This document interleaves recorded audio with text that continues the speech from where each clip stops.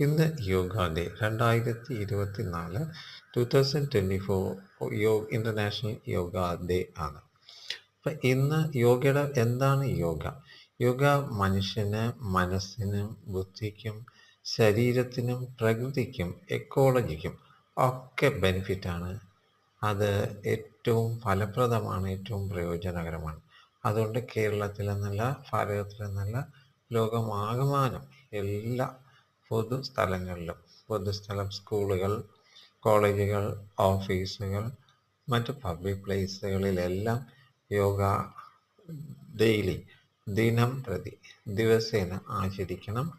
ഇത് മനുഷ്യന് സ്നേഹം, സന്തോഷം, പവിത്രത, ഇക്വാളിറ്റി എന്നിവ കൊണ്ടുവരാനും ഗുരു പറഞ്ഞ മനുഷ്യത്വം കൊണ്ടുവരാനും യോഗ ഏറ്റവും ഫലപ്രദമാണ്. ഓക്കെ.